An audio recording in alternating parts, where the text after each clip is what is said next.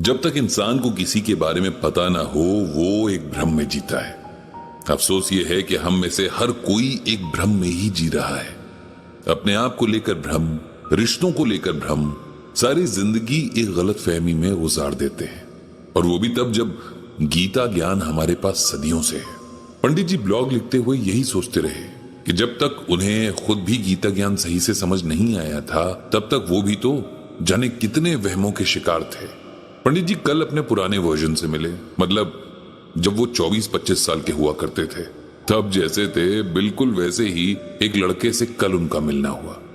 Actually कल पंडित जी और सरला जी ने बहुत बड़ा काम किया था। उन दोनों ने अपनी बॉडीज डोनेट करने का फैसला किया था। ये फैसला उन्होंने तब किया जब वे पिछली बार डॉक्टर जोशी के क्लिनिक में गीता ज्ञान सेशन के लिए गए थे। वहां जब डॉक्टर से उन्होंने पूछा कि इस वक्त लोगों को किस बारे में सबसे ज्यादा अवेयरनेस की जरूरत है, तो डॉक्टर्स ने बताया कि हमारे देश में ऑर्गन डोनेशन को लेकर बहुत कम अवेयरनेस है। अगर लोग इस बारे में जान जाएं और ऑर्गन डोनेट करना शुरू कर दें तो बहुत लोगों की जान बचाई जा सकती है। फिर भी उन्होंने पंडित जी को इसके बारे में डिटेल से बताया तो पंडित जी को पता चला कि ये तो बहुत आसान प्रोसेस है और इंसानियत की सबसे बड़ी सेवा कोई और नहीं है। यही सोचकर पंडित जी और सरला जी ने सोचा कि क्यों ना वो दोनों समय रहते ये अच्छा काम कर लें। पंडित जी और सरला जी जब कल अपना बॉडी डोनेशन का फॉर्म भरने गवर्नमेंट हॉस्पिटल जा रहे थे तब उन्हें कॉलोनी के गेट पर सुधा जी मिल गई। वे अपने बेटे सिद्धार्थ के साथ कहीं जा रही थी। उन्होंने पंडित जी और सरला जी को देखा तो कार रोक ली और बैठने को कहा। पंडित जी मना करते रहे लेकिन सुधा जी ने उन्हें जबरदस्ती बिठा लिया कि जब कार है तो वे लोग बस के धक्के क्यों खाएंगे। हार कर उन दोनों को कार में बैठना पड़ा। सिद्धार्थ ने दोनों को नमस्कार किया। पंडित जी और सुधा जी ने सिद्धार्थ को कई साल बाद देखा था। वो बचपन में बहुत सुंदर हुआ करता था, एक्टिव भी बहुत था और जहां उसे स्टेज दिख जाए वहां उसका डांस शुरू हो जाता था। उसे एक्टिंग का भी बहुत शौक था। सब सुधा जी और उनके हस्बैंड राकेश जी से कहते थे कि इसे बड़े होकर फिल्मों में जाना चाहिए। आज जब सिद्धार्थ को देखा तो उन्हें वो सुंदर सा बच्चा याद आ गया जो आज एक बहुत हैंडसम और कॉन्फिडेंट नौजवान लड़का बन चुका था, जिसके बारे में पता चला कि उसने मॉडलिंग में अच्छा करियर स्टार्ट कर लिया है और आने वाले टाइम में उसका एक बड़ा एक्टिंग प्रोजेक्ट भी शुरू होने वाला है। सुधा जी ने जब सुना कि पंडित जी और सरला जी हॉस्पिटल जा रहे हैं तो वे थोड़ा परेशान हो गई। उन्होंने पूछा कि क्या कोई हेल्थ इशू है।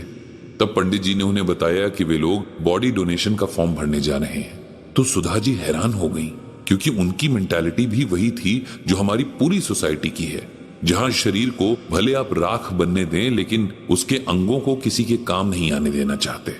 पंडित जी उन्हें कुछ समझाते इससे पहले ही सिद्धार्थ बोला, अंकल मैं तो कभी सोच भी नहीं सकता था कि मेरे इतने सुंदर शरीर की चीरफाड़ हो। माना कि शरीर में तब जान नहीं होगी लेकिन जिस शरीर को मेंटेन रखने के लिए सारी जिंदगी हम मेहनत करते हैं उसे इज्जत के साथ विदा करना चाहिए।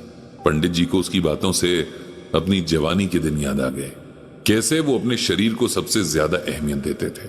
हर वक्त सजे सवरे रहना, दिन में 10 बार खुद को आईने में देखते और पता नहीं कितने पैसे खुद को सुंदर दिखने में खर्च कर देते थे।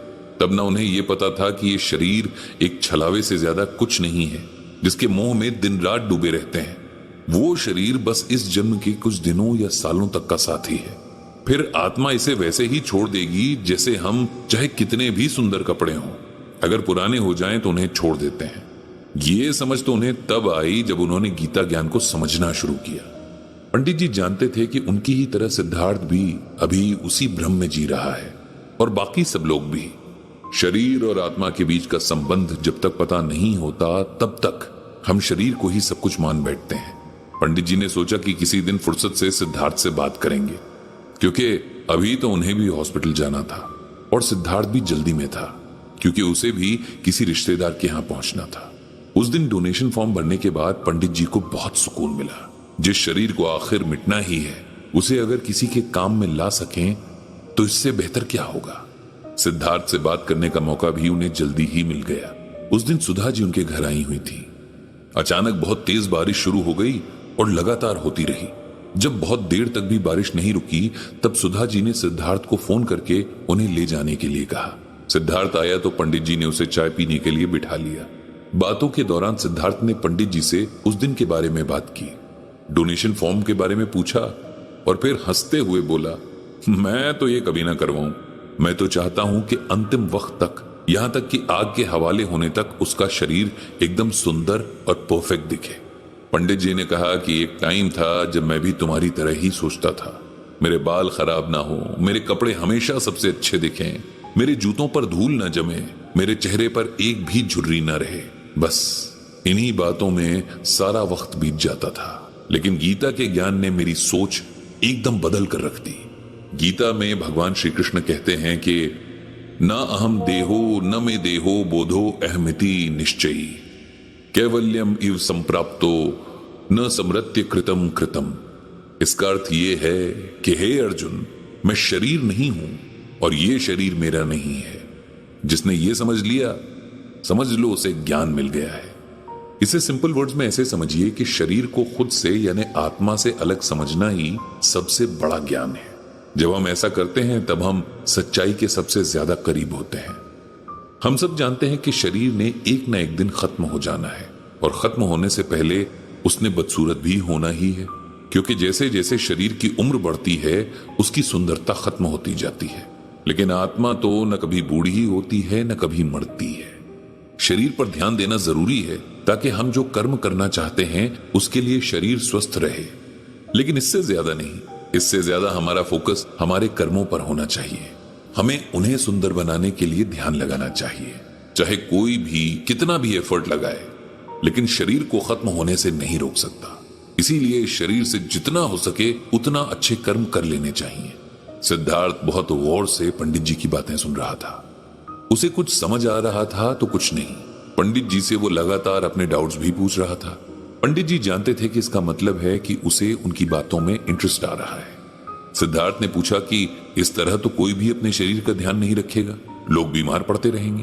पंडित जी ने इस बात का जवाब इस तरह से दिया कि शरीर और आत्मा को अलग अलग समझने का मतलब ये नहीं है कि हम शरीर का ध्यान न रखें।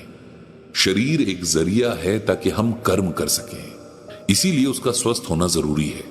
लेकिन हर वक्त सिर्फ शरीर को सबसे आगे रखना, ये भूल जाना कि हमारे जन्म का मोटिव क्या है, ये गलत है। सिद्धार्थ को अब थोड़ा और क्लियर हुआ। उसने पंडित जी से रिक्वेस्ट की कि अगर उनके पास टाइम हो तो वो किसी दिन उनसे दोबारा मिलना चाहेगा और थोड़ा और गहराई से इस बात को समझना चाहेगा। पंडित जी ने खुशी खुशी उसे दोबारा आने का इनविटेशन दिया। इसी बीच बारिश भी रुक चुकी थी, इसीलिए सिद्धार्थ और सुधा जी अपने घर चले गए।